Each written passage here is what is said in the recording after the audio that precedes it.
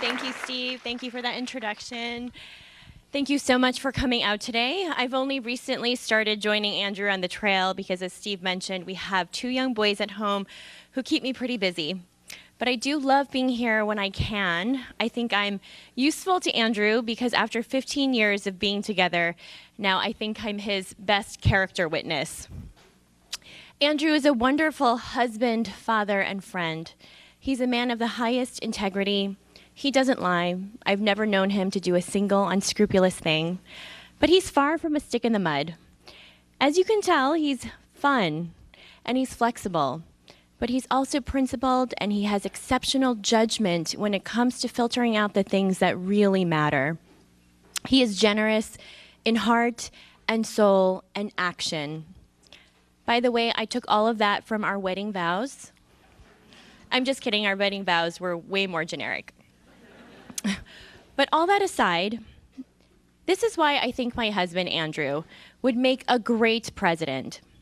It is so upsetting how divided our nation has become. It's why we can't get anything done. Andrew's campaign message is humanity first. That includes all of us. He says all the time, it's not left, it's not right, it's forward. His intention was loud and clear from the start. He's not here to play partisan politics. He's never dreamed of being president or even to be in politics. His goal is to solve problems and improve the lives of all Americans. Now, how will he accomplish this? I can tell you about his track record, for one, of being a nonprofit leader for most of the last decade, building coalitions in cities across our country among a wide range of people, businesses, and local communities to help solve the problem of job creation. For his accomplishments, Obama named him a champion of change and made him a presidential ambassador of entrepreneurship. I have seen Andrew in action over the years time and time again. Andrew is phenomenal at building bridges, at uniting different people behind a common cause, at communicating what is at stake, at setting people up to succeed. His intellect and energy are unquestionable. But he has something else. I mean, a lot of people in politics are smart. But Andrew has a very unique combination of characteristics. And to put my finger on it, I would call it authenticity, transparency, and humor. His humor and humility are transformative. It enables all kinds of people to want to work with him and trust him. You just can't invent this stuff if it's not genuine. That is the promise Andrew would bring to the White House: people before party, common sense before ideology, and the ability to work with everyone to get things done. While 15 years ago, I may not have thought to myself, this man is going to be president. Today, the very same qualities that made me fall in love with him have me absolutely convinced that Andrew is the best person suited to lead this country in the 21st century, because the stakes have never been higher. Americans right now know that things aren't all right. Too many people are being left behind. Too many American families are struggling to make ends meet. We have women who are financially dependent and stuck in abusive situations. We have children who are hungry and homeless in the United States of America, where we have so much wealth concentrated in just a few places. This shouldn't be acceptable to any of us. Yet Andrew is the only one addressing poverty in any meaningful way. We have the ability to eradicate poverty, and I believe we have a moral obligation as a country to do so. Of course, $1,000 a month can't solve all our problems. We as a country have a lot of big systemic changes to work on. And if you look into any of Andrew's 150 plus policy proposals, then you know that he fully intends to do that work. But the Freedom Dividend is a critical first step in the right direction. It will pave the road ahead and allow millions of Americans to lift their heads up, look forward, plan, save for a rainy day, and hope for a brighter future. That's why I so embrace this campaign and my husband's work putting humanity first. What humanity first means to me is investing in people first. This will supercharge our families and supercharge our communities. As Andrew puts it, it's the trickle-up economy, from our people and our communities up.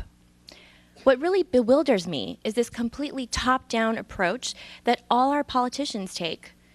Yes, you need policies and laws and regulations, but one, they can take a long time to go into effect, and two, they don't always work as intended. It's common sense that you need to take a bottom-up approach as well. What about putting resources directly into people's hands so that they can make the best decisions for themselves and for their families? Andrew is the only one talking about tackling the greatest issues we face as a country in a people-centered way. It's why the more you hear from him, the more you want to hear from him. He makes too much sense. And then you realize this is what we've been missing in politics. Now, the man you've been waiting for, please join me in welcoming the next President of the United States, my husband, Andrew Yang.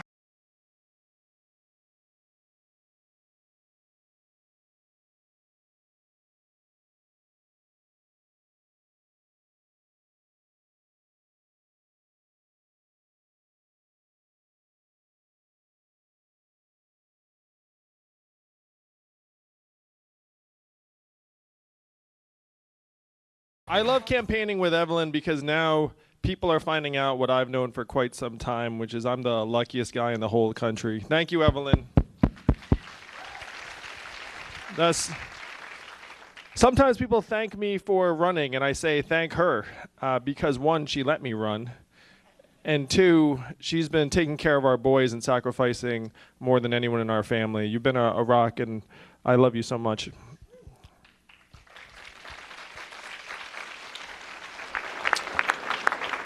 I love campaigning here in New Hampshire for a number of reasons. I went to high school here in the state. How many of you knew that? Yeah, I graduated from Phillips Exeter Academy in 1992. They had me back to speak about 7 months ago, and I told them I have not been back since graduation because I did not have a good time. And then the student body erupted in applause, and I was like, oh no, it's not my intended reaction. So after I graduated from Exeter, I went to college in Rhode Island at Brown University, not far from here. And then I went to New York City, went to law school, became an unhappy lawyer for 5 whole months. And then I left to start a business. How many of you all have started a business or organization or club or mailing list? Raise your hand on that. So if you have your hand up, you know a couple things. Number one, it's much harder than anyone lets on. And number two, when someone asks you how it's going, what do you say? Great. It's going great. My business went great until it failed. My parents told people I was still a lawyer because they're Asian, among other things. But I'd been bitten by the bug. I worked at another small company and then another, and then I became the head of an education company that grew to become #1 in the US and was bought by a bigger company in 2009. Now, 2009, we were still in the midst of the financial crisis. How many of you were here in New Hampshire in 2009, 11 years ago? And how was that period here in your part of the state? Not great, rough. There was a 14-year-old boy at another event in New Hampshire, and he said it was a really tough time. And then I said, how would you know this? You were 4 years old at the time. And then he said, well, my family had to sell our house, so I remember. There were so many communities that were devastated by that period, and I thought I had some insight as to why our economy had tanked. It was in large part because so many of the wannabe whiz kids I'd gone to Exeter and Brown and Columbia with had gone straight to Wall Street and come up with mortgage-backed securities and exotic financial instruments and derivatives. And I thought, what a disaster that is. I can't believe that's what we've had people doing this last number of years. So I thought, well, what's the opposite of that? And this is where I, again, give credit to Evelyn. How many of you all work in nonprofits? How many of you all volunteer for a nonprofit? You should probably at least pretend on that second one. That's like, are you a good person? Well, yes, I am, Andrew.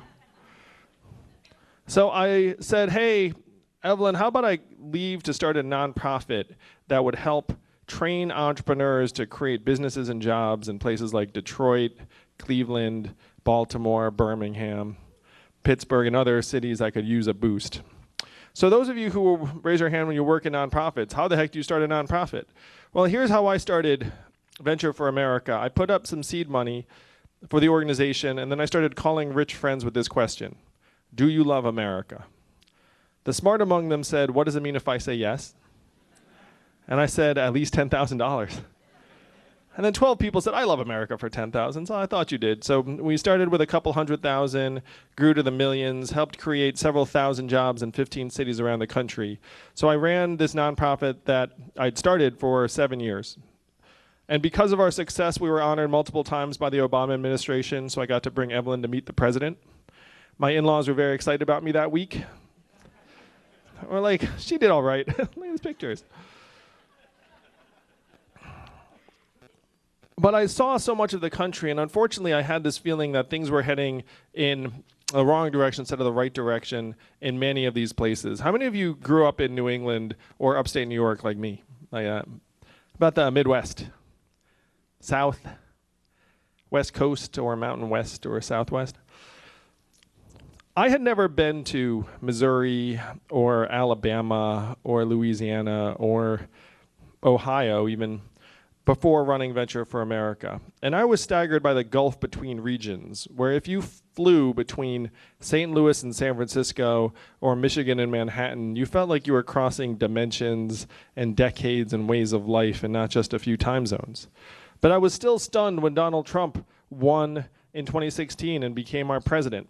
I'm sure you remember that evening well. How did you all react to his election? So I heard crying, drinking. Yeah, Evelyn and I reacted similarly. To me, this was a giant red flag where tens of millions of our fellow Americans decided to take a bet on the narcissist reality TV star as our president.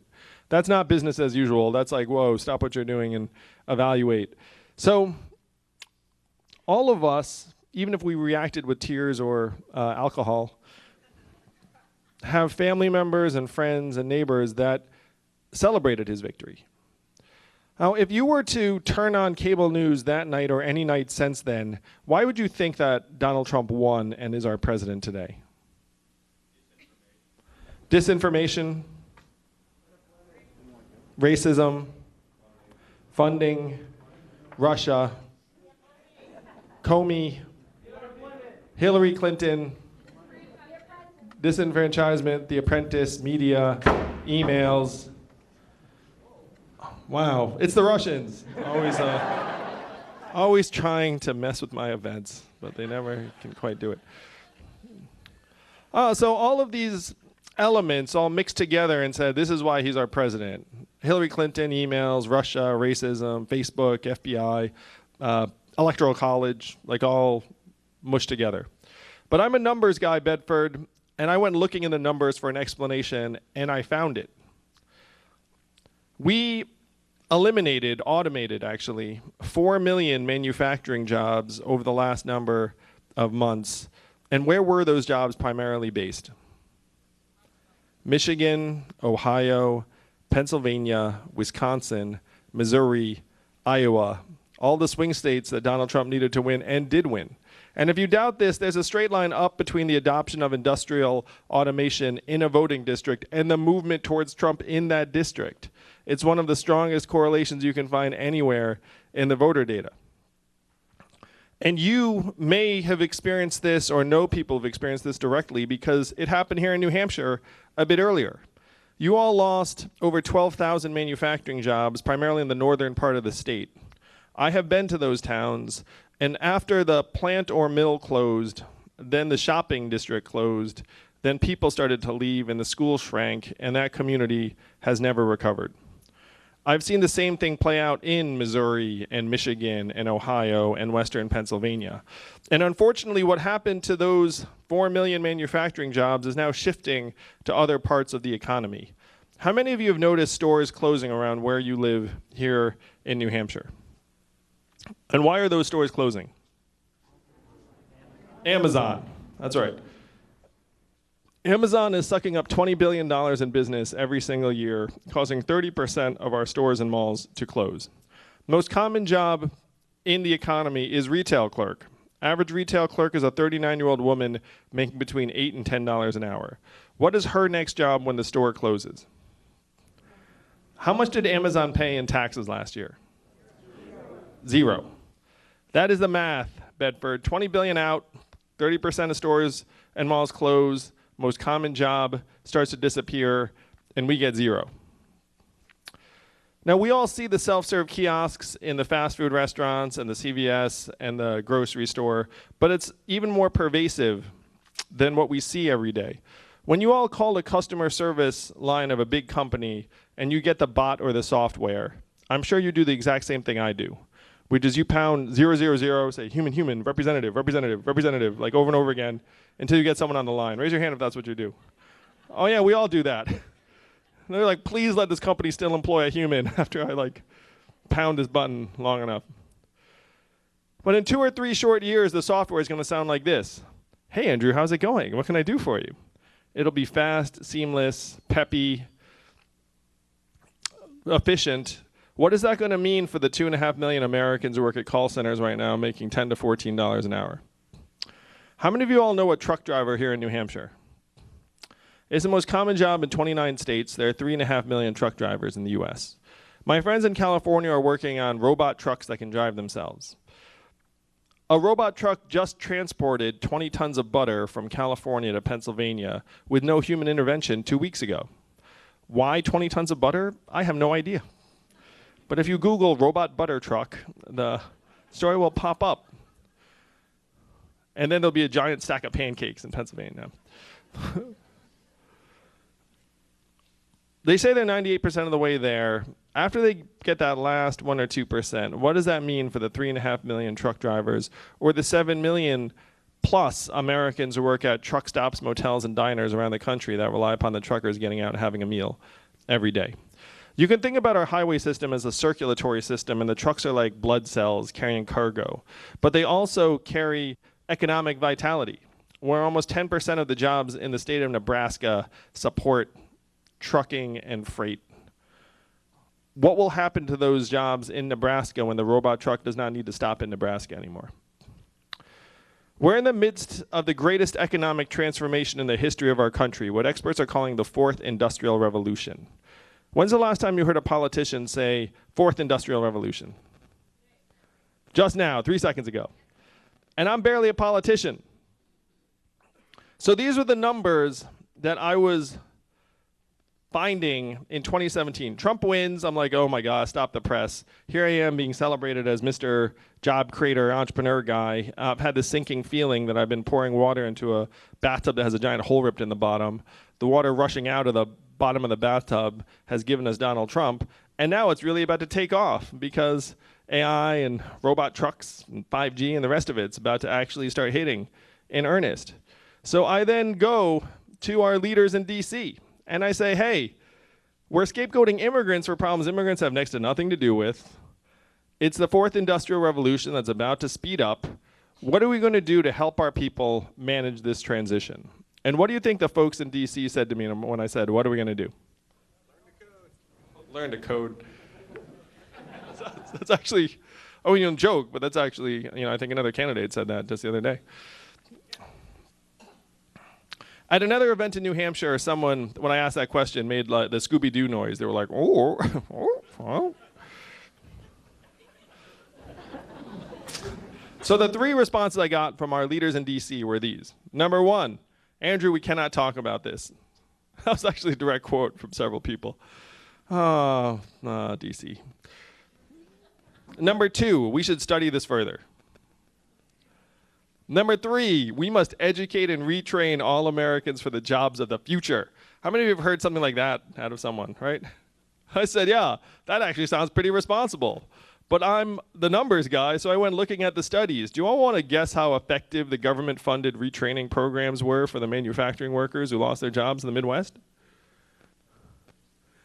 You instinctively think it's low because we know people. We know human beings. And I'm anchoring you low, and it is low. 0 to 15% success rates, generally a total failure. Half of the workers that lost their jobs in the manufacturing sector in the Midwest never worked again. Of that group, half filed for disability. You then saw surges in suicides and drug overdoses in those communities to the point where America's life expectancy has now declined for the last 3 years in a row. You know the last time America's life expectancy declined 3 years in a row? World War II is a good guess. Great Depression's a good guess.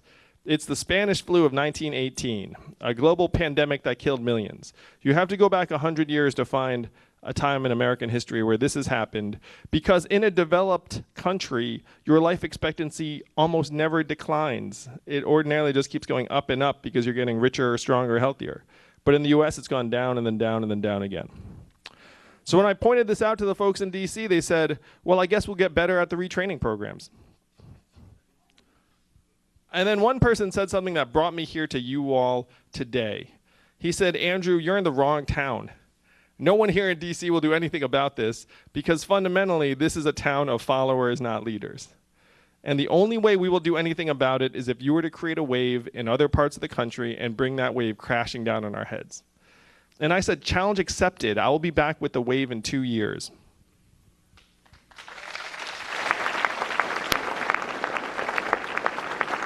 Now, Bedford, you may not know this, but you are the wave. You are the most powerful people in our country today. I know it does not feel like it. You're just living your lives, doing your thing, showing up to your local intermediate school on a Saturday afternoon because you thought the weather was going to be worse than it is. But I've done the math. Do you know how many Californians each of you is worth in terms of voting power? 1,000 Californians each. So if you look around this room today, I'm going to give a Trumpian estimate. There are 1,000 people in this room. Easily, the biggest room in history.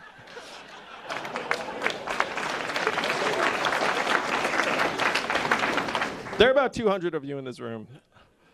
But 200 New Hampshire voters is the equivalent of 5 football stadiums full of Californians. That's the power you all have to change the course of history in this country. That's why it's such a pleasure and privilege to campaign here, because of this power that you all have. You have the power to do something that other Americans only dream of. Other Americans look up and they see our government as a set of pipes that are just clogged full of millions of dollars of lobbyist cash. And they look up and they say there is nothing that they can do to flush the pipes clean. They are right. There is next to nothing they can do. Only you can do it.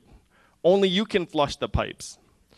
So the question is, how do we flush the pipes? How do we actually get the government to respond to us again instead of being overrun by the corporate interests that have completely had the run of the place for years now?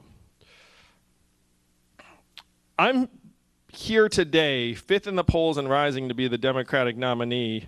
I didn't really. Our campaign raised $16.5 million in the last quarter in increments of only $35 each. So my fans are almost as cheap as Bernie's, but there are a lot of them. And that's zero corporate PAC money. I don't owe anyone anything except the American people to do the right thing by us and our families.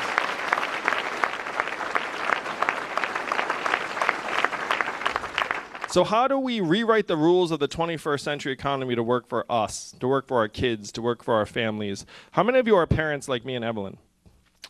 If you are a lot of parents here, if you are a parent at some point in the last number of years, you've had this sinking feeling that we are leaving our kids a future that is less stable, less secure, less prosperous than the lives that we have led. And you may think about that as climate change, which is real, but it's also the fact that their economic prospects are getting dimmer by the day. If you were born in the 1940s in the United States of America, there was a 93% chance that you were going to be better off than your parents. That's the American dream that so many of us aspire to, that brought my family here, Evelyn's family here. If you were born in the 1990s, which is some of you, you're down to a 50-50 shot and it's declining fast. That is why we feel the way we do, because it's real. This is one of the main reasons why Trump became our president, that people did not feel excited about their own futures and their children's future. So the question is, how do we actually turn that around and make it so that our kids are being set up for success instead of constant financial insecurity loaded up with student loan debt and scraping by? Now, if you're here today, you heard at some point there's a man running for president who wants to give everyone $1,000 a month. Raise your hand if you've heard or seen that at some point. Keep your hand up if you saw a TV ad. Well, it's very exciting because we spent a lot of money on those ads. We wouldn't want to have to reorg some of the campaign. Now, the first time you heard this $1,000 a month thing, I know you thought that's a gimmick, it's too good to be true, will never happen. But this is not my idea, and it's not a new idea. Thomas Paine was for this at the founding of the country, called it the citizens' dividend for all Americans. Martin Luther King, whose son I met with in Atlanta, was fighting for this when he was assassinated in 1968, guaranteed minimum income for all Americans. And his son said that this was the vision that he wanted to see through. It was so mainstream in the 60s that 1,000 economists, including Milton Friedman, one of the fathers of economic theory, endorsed this plan. It was passed by the U.S. House of Representatives twice. In 1971 under Richard Nixon, came this close to being law. Family assistance plan would have set an income floor for all American families. And then 11 years later, one state passed a dividend where now everyone in that state gets between $1,000 and $2,000 a year, no questions asked. And what state is that? And how do they pay for it? And what is the oil of the 21st century? Data, technology, AI, self-driving cars and trucks. A new study just came out that said that our data is now worth more than oil. How many of you saw that study? How many of you got your data check in the mail last month? If our data is now worth billions of dollars a year, who's getting all that money?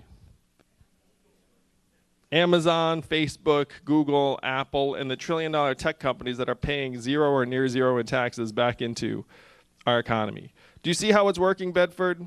We're getting depleted. We're getting sucked dry, and the biggest winners of today's economy are laughing all the way to the bank, and our leaders in D.C. just look at it and say, well, I guess that's the way it is. Whose fault is it that Amazon's paying zero in taxes? Is it their fault? Whose fault is that? It's our fault. It's our government's fault. We have to be pretty far behind the curve to look up and say, Amazon, the trillion-dollar tech company, pays less in taxes than everyone here in this room today. They're like, yeah, that's fine. I mean, if your government is that backwards, then you have to look at it and say, well, it's our government's fault. Because Amazon's job is to pay as little in taxes as possible. And it's our government's fault to make sure that that doesn't happen. That is what you all have to use your power for in just 4.5 short weeks, is to rewrite the rules so that we get our fair share of every Amazon sale, every Google search, every Facebook ad, every robot truck mile. And then we put it into your hands. Build this trickle-up economy, particularly because after this money goes into your hands and your community, how are you going to spend it? Wisely, I like that. Like, where will the money go? How much of it will stay right here in New Hampshire? Most of it. Not all of it. You might get your own Netflix password.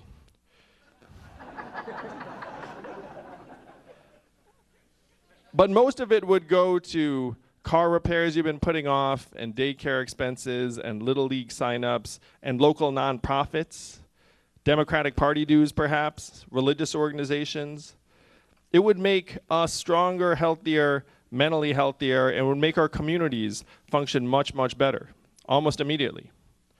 Now, this is a vision that you can all make real in February. That's why it's so much fun being here, where we can actually make all of this happen for our families and our kids. We're being told all the time right now that things are going great in our country.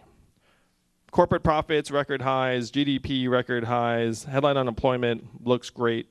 But then many of us are looking around saying, I'm not sure if things really are going that great in my community, in my state.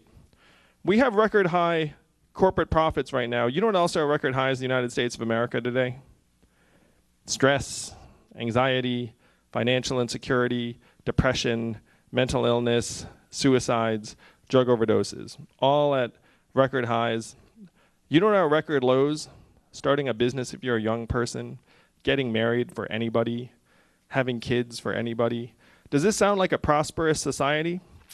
If you have corporate profits going up and life expectancy going down, which do you listen to? We know which one DC is listening to. DC can't even see people in life expectancy. It just is staring at the money. Washington, D.C. today is the richest city in our country. Think about that. What do they produce? Whatever they're producing, business is good. Donald Trump wanted to drain the swamp, and that actually got a lot of support among Americans. I don't want to drain the swamp. I want to distribute the swamp. And what do I mean by that? Why are you employing hundreds of thousands of people in the most expensive metro area in the country? Why wouldn't you move some of those jobs to New Hampshire, Ohio, Michigan, Wisconsin, or another place? You'd save billions of dollars. You'd add jobs in a place that would be thrilled about it. And I would argue that the decisions that the regulators make would be better because they'd live someplace normal instead of in a bubble. So these are the things that we can do to try and actually get our economy lined up with our communities. I know how our economic measures don't actually tell the real story, in part because of my own family and Evelyn. Evelyn's at home with our two boys, one of whom is autistic, working hard every day. How much is her work included in our economic measurements? Zero. I guess a zero. And it's not just Evelyn and stay-at-home parents around the country. It's caregivers and people who are taking care of ailing loved ones. It's volunteers and activists. It's coaches and mentors. It's 98% of artists. It's local journalists more and more. We've put 2,000 local newspapers out of business. You know what doesn't function as well if you don't have local news? Democracy, because people actually can't tell what's going on in their community. It's quite hard to vote on who should be doing what in government. These are the things that we claim to value most highly in our lives: family, community, democracy, and we are allowing them to get zeroed out one by one by one. Because everything in America today revolves around the almighty dollar. And we have been confused into thinking that economic value and human value are the same things. What you have to say to the rest of the country loud and clear is that we have intrinsic value as people, as Americans, and as humans ourselves. We have to get the machines working for us again instead of having us all work for the machine. This giant capital efficiency machine that we have built that now threatens to tear our communities apart. So if GDP and corporate profits are going up and things aren't going so well in our communities, how should we be measuring our economic progress? I know, this is interesting, right? But we can actually do this.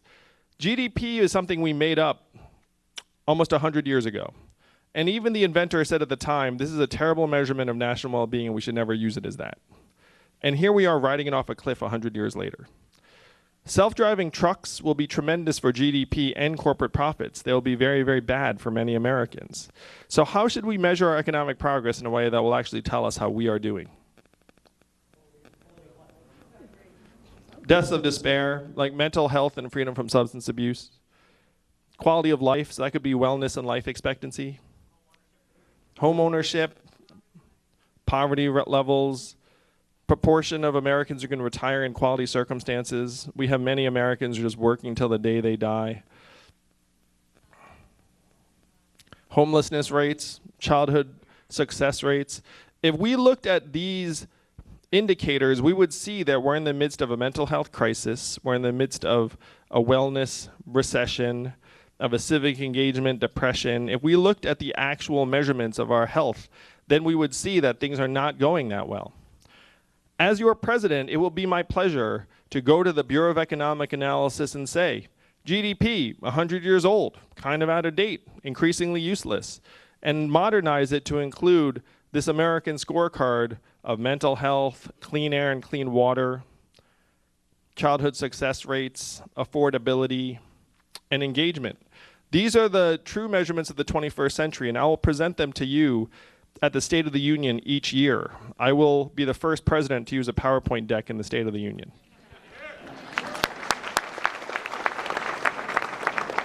And then we'll send it to all of your emails. No, I don't know how to do that. So this is how we build a human-centered economy that works for us. We don't have unlimited time. Time is not working in our favors. If we do not make this move now, what happens over the next 4 years? More of the stores close, the AI gets smarter, the self-driving trucks start hitting the highways. We have to turn this tide right now. Donald Trump is our president today because he had a very simple message. He said he was going to make America great again. What did Hillary Clinton say in response? America's already great. Remember that? It's been a long 3 years, Bedford, I know. But it's about to end.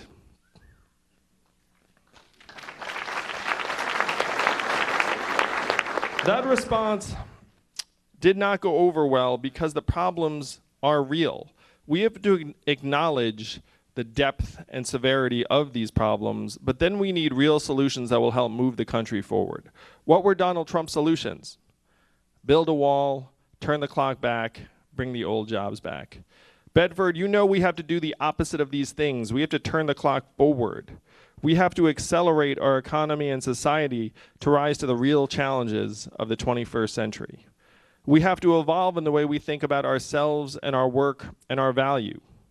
I am the ideal candidate for this job because the opposite of Donald Trump is an Asian man who likes math. Thank you very much. You may not know this, Bedford, but math is an acronym, and what does it stand for? Make America think harder, that's right. That is your job in just over a month. It's your job to move this country, not left, not right, but forward, and I know that's just where you'll take us in 2020. Thank you all. Let's make history together. Thank you, Bedford. Let's turn it all around and win.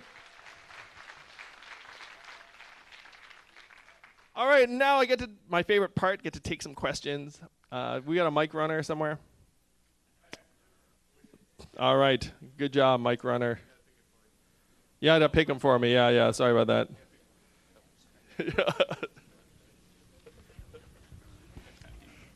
Thank you for taking my question. I have heard both you and Cory Booker opposing a wealth tax. I have not studied how it has failed in other countries, but I have a sense on how it would in this one for 5 reasons. The first is it costs a lot to administer, and so it is an inefficient way to tax.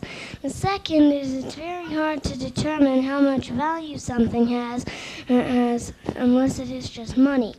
A third is it encourages people to spend instead of investing and building a business. A fourth is it taxes the same money over and over again and erodes the money you have to tax. The fifth is because of inflation, unless the wealth tax is shaped to inflation, it erodes the money that people have, putting the cap that gets lower, and there is no money to tax. And my question is a 2-part question. The first is, do you have any more reasons why a wealth tax would fail? And the second is, what kind of a tax would you decide to have that would not tax poor people more than rich people?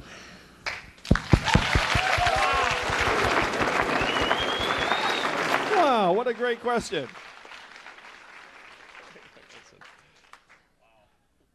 That was awesome and adorable. That person's a subject of some high-quality parenting, I would suggest. Congrats. So we're in the midst of this winner-take-all economy, and the question is, how do we balance it and turn it around? Bernie and Elizabeth champion a wealth tax, which I understand and even agree with in spirit.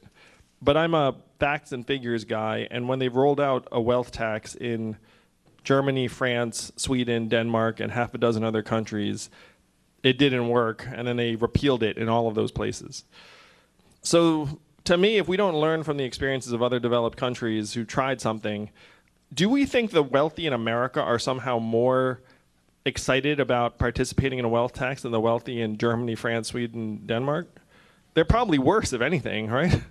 And I'm like that would have to be the argument you make, is like, it's going to work better here because, and it's like, why? Because like our wealthy are like somehow different than their wealthy. So the question is, how do you actually turn that around and balance the economy in a meaningful way? And the way I would do it is through this value-added tax that falls most heavily on the tech companies like Amazon, Facebook, Google, and the gang. And the example I use is Jeff Bezos. So Jeff Bezos is worth $115 billion post-divorce. It's no judgment. I mean, whatever. So that's a lot of money. If you ratchet up the income tax, let's say to 75%, how much of his $115 billion do we get? Next to nothing, because he's not dumb enough to pay himself $10 billion a year and then let us get $7.5 billion. He's just going to pay himself enough to just satisfy his lifestyle. So if the wealth tax would not be ideal, what I'm proposing is we have a transactional tax on his $1 trillion tech company Amazon, and you take a toll as it's coming in, which would be the equivalent of hundreds of millions of dollars from Jeff. And then when he takes $1 billion out of his wealth every year and buys rocket ships to Mars, which he actually does in real life, that's not made up, you can look it up, you take a toll on that too. Essentially, you take tolls on like the high-end transactions that are fueling many of these tech companies. If you did this, you would generate $800 billion plus in new revenue almost immediately, with a big up arrow attached to it, because a lot of the value that's going to get generated is going to be, let me throw this out there. Let's say we have self-driving trucks. How much tax revenue will we see from that? None. Because the beneficiary will be one of the $1 trillion tech companies that doesn't pay any taxes. So what we have to do is we have to get in there and say, hey, we actually get a tiny toll of every robot truck mile, so that we can harvest some of the $168 billion a year in cost savings from robot trucks and get it into our hands. Right now, our corporate tax system is just highly, highly gameable, and the companies are too smart. So if you look around the world and you see other developed countries have figured out that this value-added tax, this toll tax, is almost impossible for companies to game their way out of. If they sell to us, they pay it, and then we get that money, and it makes us stronger. But I love the question so much, and thank you for the research. It's awesome.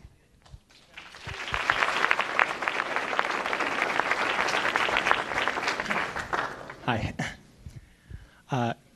Climate change and pollution are already harming the health and future economic prosperity of millions, even in some in New Hampshire, but also, to California, Puerto Rico, and around the globe. Yep.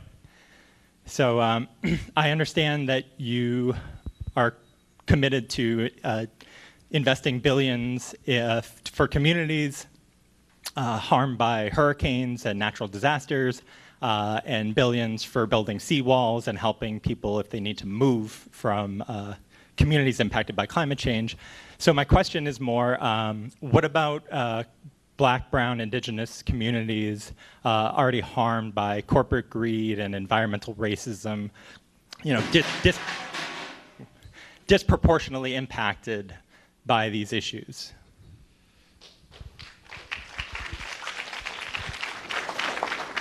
First, how many of you all are concerned about climate change? I am too. We all really should be. One of the things I think we should get realistic about is that it's impossible to talk about preventing climate change at this point. We are already on the curve. The last 4 years have been the 4 warmest years in history. When I was in Portsmouth, there were buildings that were flooding more regularly and shrimping businesses that were shrinking dramatically because the water warmed. So now we have to do everything in our power to play catch up, to move towards lower carbon emissions and make our communities stronger, more resilient. The first thing we should do is put a tax on carbon emissions to try and make it so that if you are a polluter, then you actually pay a price. You zero out the subsidies to fossil fuel companies, and then you take that money and move it towards wind, solar, and other renewable forms of energy. The toughest part here is that the United States of America is only 15% of global emissions. So even if we did everything right within our own borders, the Earth will likely continue to warm. China is going to Africa and saying, hey, we've got a coal-burning power plant for you. What do you think? And then what is the African government saying? Sure, I just want cheap power. So what do we have to do if we want to change that? We have to be at that table with the African government and say, hey, you know what's even better than the coal-burning power plant? These solar panels. We will subsidize them very, very heavily for you and then make this a no-brainer. So that's what we'll have to do if we want to get the other 85% under control. Now, your questions about the victims of a degrading climate and natural disasters of higher frequency and power. And we all know that who suffers most in a natural disaster? Poor people. And poor people and people of color overlap very, very heavily in the United States. So one of the ways that we can make this more just is by putting $1,000 a month in the hands of every adult, which would then allow everyone to have a better chance at having a car, seeking shelter, like being able to protect themselves and their families when a disaster occurs.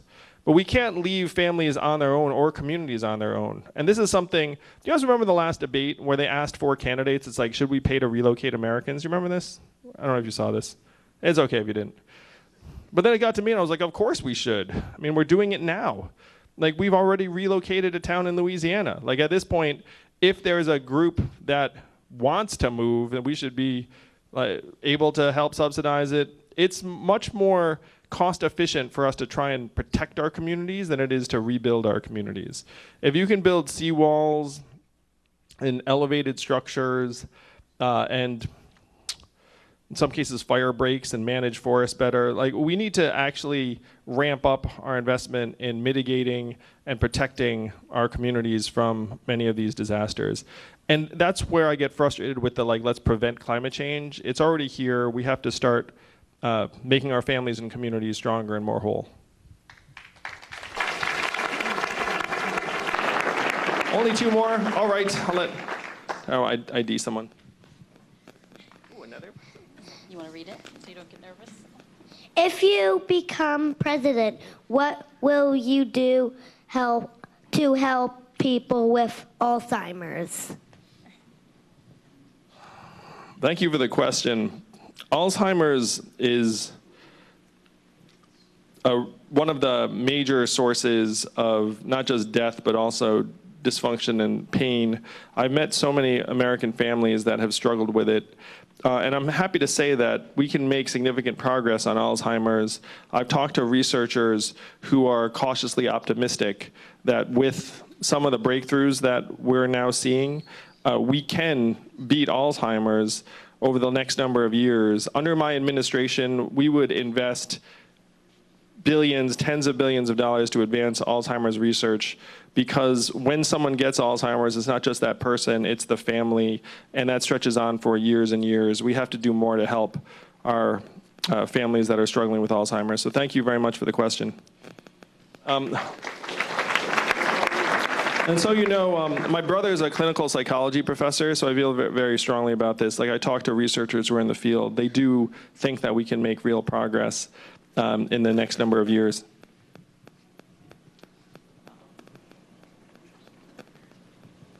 Thank you for being here. Thank you for taking the climate question earlier. That's also what I want to talk about. I think it's really the great crisis of our time.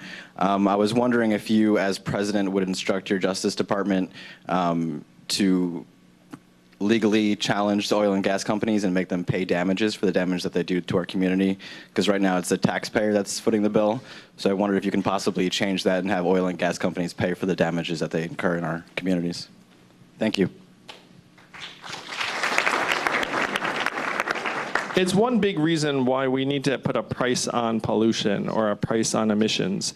This is one of the great problems in American life, is that if you are a company and you make money and then the cost is borne by the public, then you don't feel it. So what we have to do is we have to build in the costs of emissions into the fossil fuel companies and the oil and gas companies. If you had to put a price tag on climate change, what's it going to cost us? Trillions and trillions of dollars. Someone said everything, which might be right. Thousands and thousands of American lives. So the question is, how do you actually get all of that cost onto the bottom lines of the companies that are helping speed up climate change. And that's what putting a price on carbon is all about. I agree with you, in some cases there might even be higher thresholds of damages. And it's not just the oil and gas companies. You can see it with the drug companies that initiated the opiate epidemic that has ravaged so many communities. You can see it with the gun manufacturers. All of these companies have made money in ways that have had some kind of social cost, and then they don't have to actually bear that cost themselves.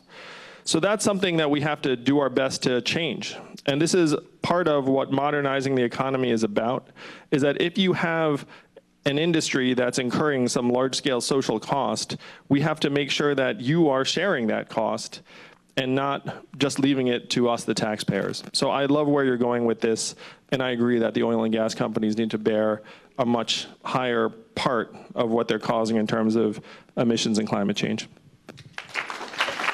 All right. All right. First of all, Bedford, give it up one more time for Andrew Yang.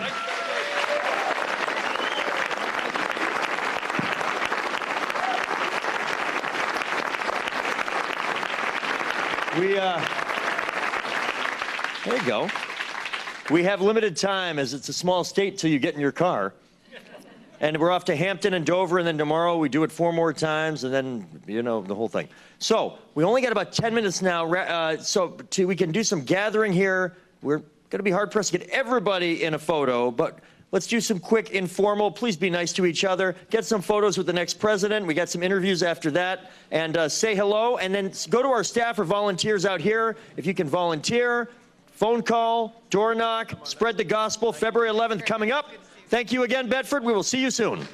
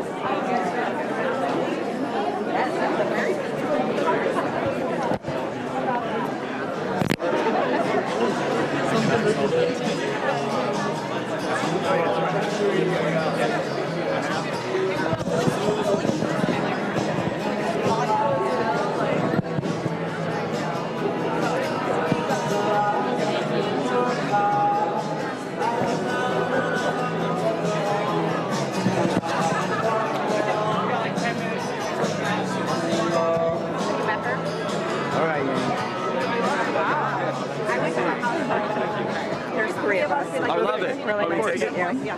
Thank you all. Thank you. Thank you all for being here. Very impressive. 1, 2, 3. Thank you.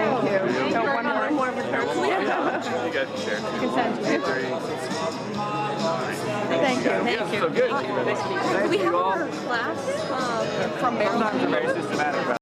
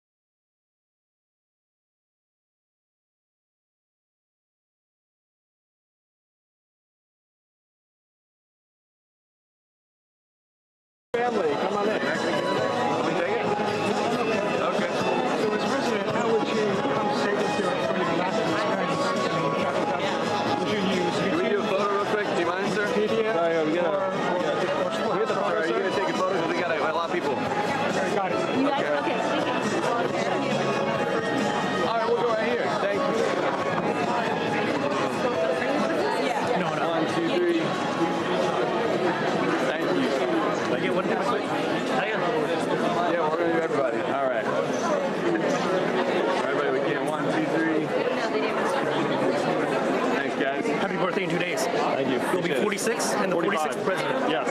I'll be And inauguration. Yeah, that's right. That's right. 46 and 46. I do math. You guys all in? Want to go one of you on this side and get a photo? All right. What a good group. 1, 2, 3.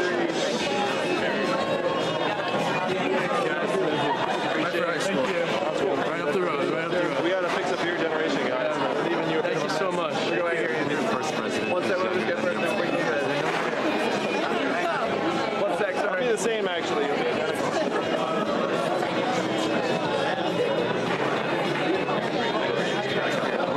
Thank you, sir. Thank you, sir. Happy birthday 2 days from now. Thank you. I'll be celebrating in Iowa. Good, good.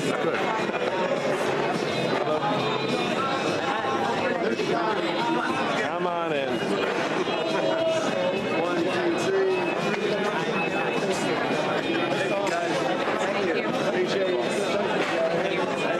Thanks on Evelyn up there for I really like her. All right, guys, I got 5 minutes. We're going to crank. It's going to be great. All right. Thank you. What girl you got right here? Thank you. All right. I don't know about that. Math is what made you. I'm glad you see the math. Look at that. 1, 2, 3. Thank you, guys. Thanks, sir. Thank you, man. Yeah. You want one too? You're good? All right. Sir, thank you, sir. Good. Nice to meet you. Great to meet you. Ever turn of the Mac your walk-up sign? Yes, yes, it is. Yeah, so taking on a life of its own. Thank you so much. Oh my gosh. How you doing? Buddy, can you right here, bud. Look at me, man. Oh, yeah, you're good. Congratulations. Thank you. Yeah, let's make it boys. Thank you. Thank you.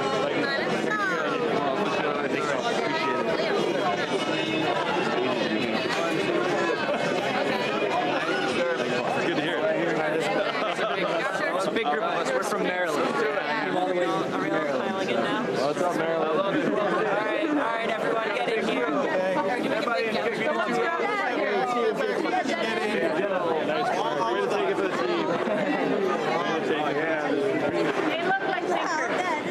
Smart. 1, 2, 3. 1, 2, 3. Thank you so much. Keeping the way. Pleasure. How you doing, guys? Hope you have a good time. Good. Hi. Oh, look at this guy. Yeah, you want to take a photo? I asked you about this last night in Peterborough. There's 2 sides to every story, and this is one side of it. So I brought my wife and my daughter this time. Oh, wow. Thank you. Where am I going? Go right here. Looking that way. I love it. 1, 2, 3, guys. What a good looking family. All right, let's have a I'm going to make sure we read this in the car on our next trip. It's okay. Thank you. Richard Weaver. I'm doing great, Richard. How are you? I'm pretty good. You know what? I'm not sure if you would be interested in hearing about this. Yeah, not right now. I'm sorry, man. We got to go. I got to take him in 5 minutes. Is there something you can leave him? No. Sorry. No, what I was going to suggest was I have some really interesting stuff that is really good for the Republican Party. All right. And I would love to be able to spend it. I'm going to crank on this. Sorry, guys. 1, 2, 3. I'm so sorry, I'm being the bad guy, but if I have these conversations, I know I'm the guy. If I have everybody conversation, I'll never get them out of here. And I got to get to hand over. Hampton. 1, 2, 3. Thank you, man. Appreciate I it. just want to shake your hand. I'm another Columbia Law School grad. I'm very appreciative of what you're doing. I'd love to hear you talk more about foreign policy. I think nuclear war is even a bigger threat than climate change right now. I'm the only candidate who's ever said that we're all fail-safes and Yes, just being like president. yes. More fail-safes, and I'm saying no first. And I gotta move. trying I'm sorry, to man. do better at getting along with the Russians and the Chinese. Yeah. Hey, Thank good you, luck. sir. Good luck. Go right here. Yeah. Oh, I knew that. First-time voters. We just became citizens. Really? From Ireland. Guys. You make America more awesome. We're the ones that are going to make this great. That's what I'm saying. Welcome. I feel like you guys have been American for quite some time in spirit. Yeah, well, we have. Andrew, pleasure. It's great to meet you both. Thanks for being here. 1, 2, 3. Every day. Thank you, guys. Nice to meet you, Mr. Yang. We're actually really from this town. I'm happy you're here. Can we get the boom out of the shot, man? I'm sorry. Okay, thank you. Thank you all. Goodbye. I like what you had to say. Betty and I knocked on doors for Obama, and very rousing. I really like what you had to say, and we talked about what did Trump tell us to do, make America great again, and he obviously had some great messaging to get elected, and we're all shocked.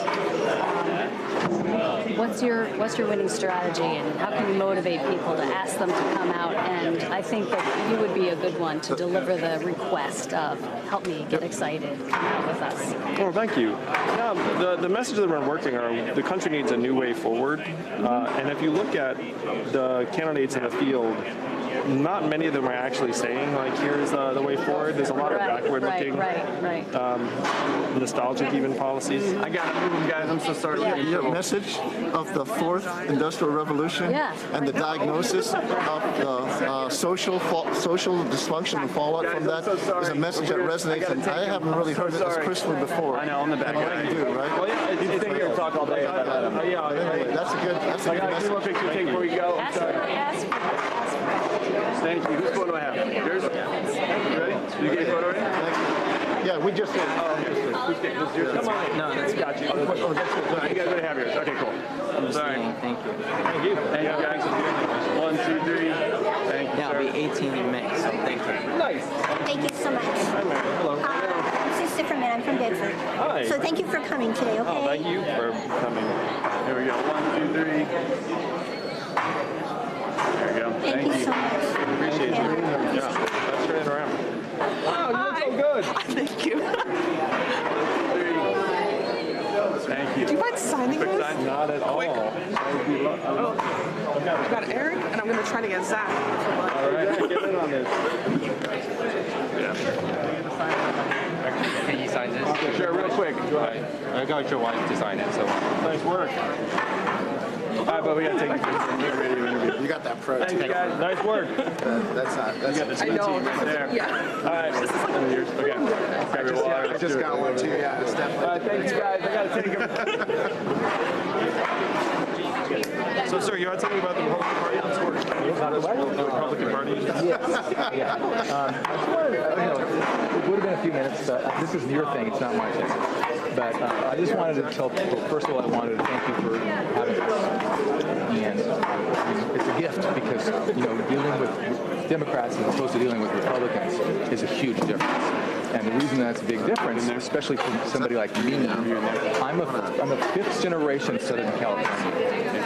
And every man in my family, going back to actually way back, in Republicans. And my dad was a very stout Republican. And we actually had some people from the Midwest that traveled across the country when Abraham Lincoln was running. It looks like I have to go to an interview. I got to go. I'm sorry. Yeah. Thank you. Thank you, man. I appreciate you. No problem. Thank you, man. All right, we got to go.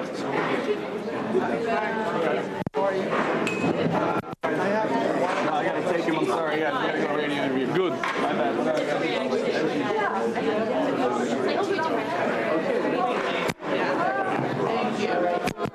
Answer all the questions.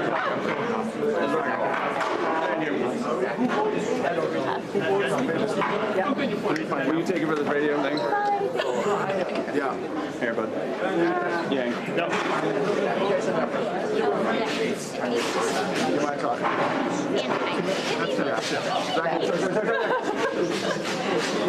You guys are funny.